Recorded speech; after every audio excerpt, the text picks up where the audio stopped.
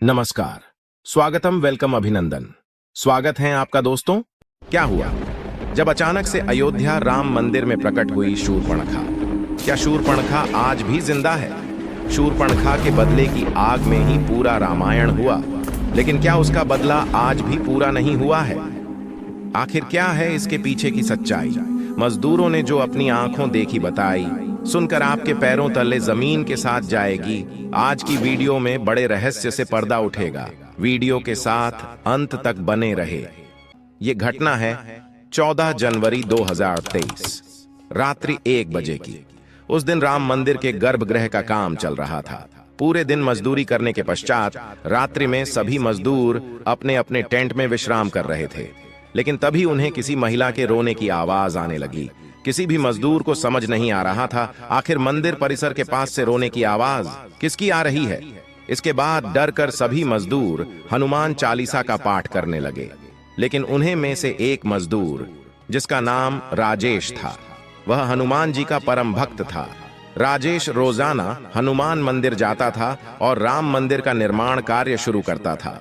वो इस तरह किसी भी प्रकार के भय से मुक्त था। उसने राम मंदिर परिसर में जाकर यह देखने का प्रयास किया कि आखिर वह रोने की आवाज किस महिला की है, क्योंकि वह 3 साल से राम मंदिर में मजदूरी का कार्य कर रहा था। ऐसे में राम मंदिर का हर एक रास्ता, हर एक कोना वह अच्छी तरह से जानता था। आवाज का पीछे आप करते करते वह एक ऐसे कक्ष तक पहुंचा जहां पर उसे एक रोती हुई औरत दिखाई दी, लेकिन उसका मुंह नकाब से ढका हुआ था। राजेश ने उनसे पूछा, बहन जी, आपको आखिर क्या समस्या है? आप यहां कैसे पहुंचे और आप रो क्यों रहे हैं? तो अचानक से राजेश की नजर उसकी आंखों पर पड़ी, जो बहुत भयंकर लाल थी, मानो कई जन्मों की बदले की आग आज भी उसकी आंखों में धधक रही हो। लेकिन सवाल यही उठ रहा था कि उसने नकाब क्यों धारण कर रखा था। अब राजेश को उसे महिला से खतरा प्रतीत हो रहा था, इसलिए उसने उस महिला से उसका नाम पूछा। तब उसने कोई जवाब नहीं दिया।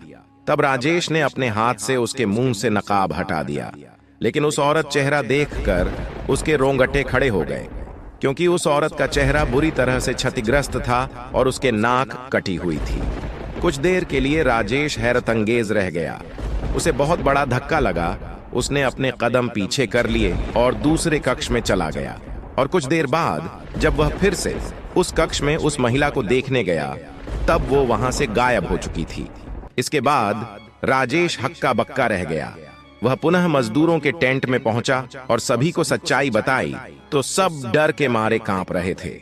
लेकिन कुछ मजदूर हिम्मत करके पुनः राम मंदिर परिसर में पहुंचे, लेकिन कोना कोना देखने के पश्चात भी उन्हें वहां कोई महिला दिखाई नहीं दी। तब सभी लोग इसे राजेश का भ्रम समझ रहे थे, लेकिन सबके मन में एक संशय था, क्योंकि रोने की आवाज तो सभी को सुनाई दी थी।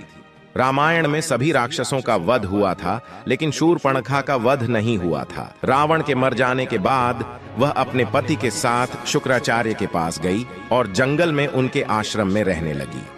राक्षसों का वंश खत्म न हो, इसलिए शुक्राचार्य ने शिव जी की आराधना की। शिव जी ने अपना स्वरूप शिवलिंग शुक्राचार्य को देकर कहा कि जिस दिन कोई वैष्णव यानी हिंदू इस पर गंगा जल चढ़ा देगा, उस दिन राक्षसों का नाश हो जाएगा। उस आत्मलिंग को शुक्राचार्य ने वैष्णव मतलब हिंदुओं से दूर रेगिस्तान में स्थापित किया, जो आज अरब में मक्का मदीना में है। इसका मतलब यही निकलता है कि रामायण में सभी राक्षसों का अंत हो गया, लेकिन शूर्पणखा का अंत नहीं हुआ और उसने अपनी काली विद्याओं का सहारा लिया और अजर अमर हुई। शायद रात्रि के समय राजेश ने जिस नाक कटी हुई महिला को देखा था, वह शूर्पणखा हो सकती है। जैसे जैसे प्राण प्रतिष्ठा की घड़ी नजदीक आ रही है, अयोध्या में हमें कहीं चमत्कार देखने को मिल रहे हैं। हर तरफ केवल राम नाम की ही धुन है और अयोध्या में ही नहीं, देश के हर एक शहर में दिवाली मनाई जा रही है। राम मंदिर को बनते हुए देखना हमारा सौभाग्य है, लेकिन यह कई लोगों की प्रतिज्ञा, बलिदान और साहस का प्रतीक है। दोस्तों, प्रभु श्री राम किसी एक के नहीं है, वे सबके हैं। उन्होंने धरती पर रहकर सदैव मानवता का परिचय दिया और मर्यादा पुरुषोत्तम कहलाए। जाति का भेदभाव नहीं करते हुए शबरी के झूठे बेर खाए, और आज उसी का परिणाम है कि शबरी के वंशज आज भी उन्हें अपना सर्वस्व मानते हैं। अयोध्या राम मंदिर का इतिहास वर्षों पुराना है। इस मंदिर की स्थापना भगवान राम के जन्म स्थान पर की गई है। अयोध्या राम मंदिर का इतिहास हिंदू ग्रंथ, वेदों, भगवान राम की रामायण और पुराणों में भी मिलता है। यहाँ पर भगवान राम का बचपन बीता था। राम मंदिर बनने से आप प्रसन्न होते तो इस वीडियो को लाइक करें और हमेशा ऐसी सत्य चमत्कारिक घटनाएं देखने के लिए चैनल को सब्सक्राइब करके बेल आइकन को प्रेस कर ले। अभी के लिए आप सभी दर्शकों को हर हर महादेव।